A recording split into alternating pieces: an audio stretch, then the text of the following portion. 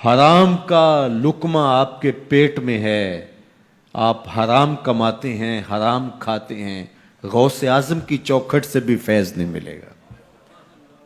غوث اعظم کی چوکھٹ تو غوث اعظم کی چوکھٹ رہی۔ سنو اپنے محبوب کا فرمان۔ ایک بندہ لمبا سفر کر کے، مصیبتیں صعوبتیں راستے کی کاٹ کے حرم کے صحن میں جا کھڑا ہوتا ہے، بال بکھرے ہوئے ہیں، لباس پھٹا ہوا ہے، حالت پرا گندہ ہے، یمد یدیہ، دونوں ہاتھ لمبے کر کر کے دعائیں مانگتا ہے۔ وَمَطْعَمُهُ حَرَامٌ وَمَشْرَبُهُ حَرَامٌ وَمَلْبَسُهُ حَرَامٌ وَغُذِيَ بِالْحَرَامِ فَأَنَّىٰ يُسْتَجَابُ لِذَٰلِكَ۔ اس کا کھایا حرام کا ہے، اس کا پیا حرام کا ہے، اس نے جو لباس پہنا ہے وہ حرام کا ہے۔ میرے حضور فرماتے ہیں بتاؤ اس کی دعا حرم میں کیسے قبول ہوگی؟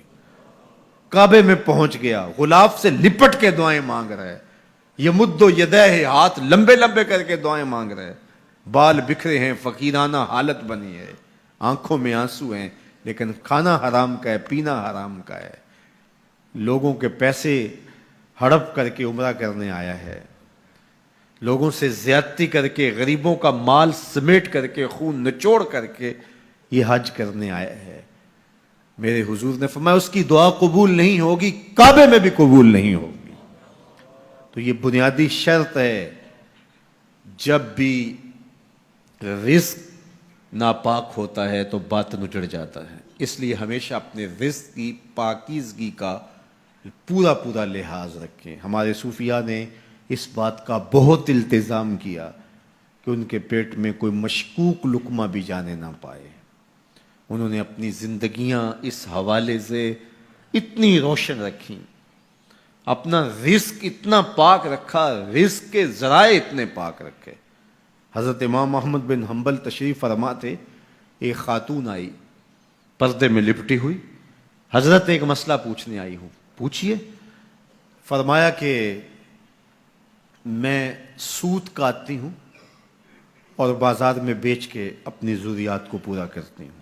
جب چاندنی راتیں ہوتی ہیں یا کبھی بادشاہ کی سواری گزرتی ہے تو ماحول میں روشنی ہو جاتی ہے تو رات کو بھی کاٹ لیتی ہوں، لیکن جو رات کو کاتا ہوا سوت ہے اور دن کے اجالے میں کاتا ہوا سوت ہے، ان دونوں کی کوالٹی میں تھوڑا سا فرق ہوتا ہے، تو کیا میں رات والے کاتے ہوئے سوٹ کو دن والے سوت میں ملا کے فروخت کر سکتی ہوں؟ حضرت امام احمد بن حنبل نے سنا تو فرمایا خاتون اپنا تعارف کرواؤ، کون ہو؟ خاتون نے کہا سائل کی ذات نہیں پوچھی جاتی، آپ مجھے بتائیں مسئلہ کیا ہے؟ فرمایا نہیں، بعض مسائل ایسے ہوتے ہیں سائل کی حیثیت سے مسئلے کی نوعیت بدلتی ہے، تمہیں بتانا پڑے گا تم کون ہو۔ اس نے کہا بشر حافی کی ہمشیرہ ہوں۔ کہا تمہارے لیے جائز نہیں ہے۔ میں اور آپ دیکھیں کہ ہمارا رزق کہاں سے آتا ہے، ذرائع رزق کیا ہیں؟ حرام رزق تو نہیں کماتے، مشکوک رزق تو نہیں ہے، جھوٹ بول کے جھوٹی قسمیں کھا کر کے سودا تو نہیں بیچتے، حلال حرام کی تمیز کیے بغیر مال جمع کرنے کے چکر میں تو نہیں لگے ہوئے۔ صاحب اگر رزق پاک نہیں ہے تو کہیں سے بھی کوئی روشنی آپ کے اندر داخل نہیں ہوگی۔